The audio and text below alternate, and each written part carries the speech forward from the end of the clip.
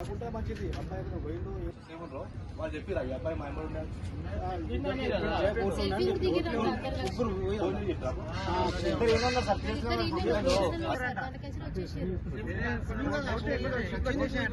బోట్లు వచ్చేసినాయి ఇప్పుడే బోట్లు వచ్చేసినాయి కదా సేఫ్టీ అక్కడ ఫైర్ అయినప్పుడు ఇమీడియట్ బోట్లు పోయినట్టు అది ఏదో అర్థమవుతుంది.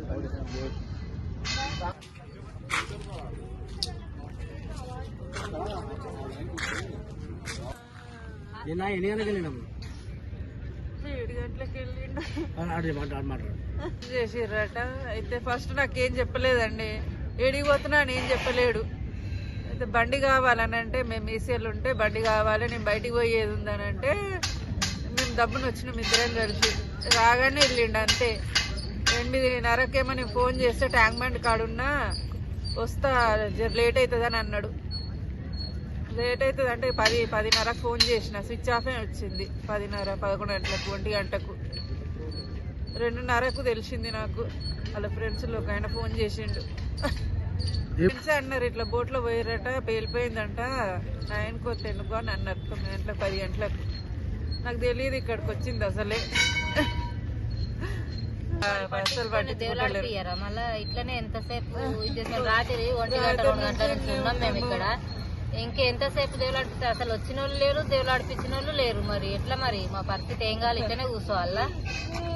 పిల్లగాడు మాకు ఎట్లా దొరకాలి? మేము ఎట్లా దేవులాడుకోవాలి? చెప్పాలి కదా మళ్ళీ అలా ఏదైనా.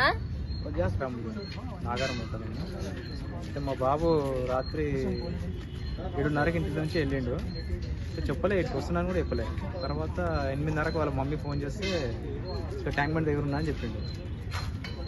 సరే తప్పున వచ్చేసాయని చెప్పింది వాళ్ళ మమ్మీ. ఇంకా తర్వాత ఫోన్ చేస్తే ఫోను స్విచ్ ఆఫ్ వచ్చేసింది. ఫోన్ ఏమైందని అర్థం కాదు. ఆమె ఫోన్ చేస్తాను నేను ఇంట్లో అనుకుని రాత్రి 2:30కి అట్లా ఫోన్ చేసింది. మళ్ళీ నాకు చెప్తుంది ఇంకా ఫోన్ స్విచ్ ఆఫ్ వస్తుంది రాలేదని అంటే మేము వాళ్ళ ఫ్రెండ్ వాళ్ళకి ఫోన్ చేసిన వాళ్ళ నుంచి వాళ్ళ ఇట్లా ఫోన్ నెంబర్ నుంచి చూసినాము. చూస్తే ఇక్కడ ఫైర్ యాక్సిడెంట్ అయిందని చెప్పారు. అంటే పడవలేదు. రాత్రి 2:30కు వచ్చినాము. వచ్చి చూస్తే పోలీస్ స్టేషన్ పోయినాము. వాళ్ళు ఏమన్నారంటే హాస్పిటల్ నుంచి మాకు లిస్ట్ పేరు లేదు వాళ్ళది, ఇక్కడ చూసాము ఇంకా దొరకలేదు, మళ్ళీ పొద్దుగాలు చూస్తామని చెప్పారు. ఇంతవరకు దొరకలేదు.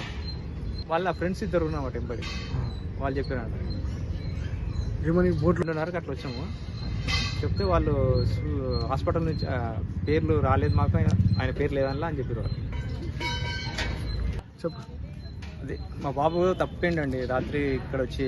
ఇంతవరకు అజయ్ ఇంతవరకు ప్రభుత్వం నుంచి ఏమి చర్యలు తీసుకోలేదు. ఏమి మంత్రి గారు మన కిషన్ రెడ్డి గారు ఇంతవరకు కూడా ఏం స్పందించలేదండి. దీని గురించి స్పందించాలని కోరుకుంటున్నాను.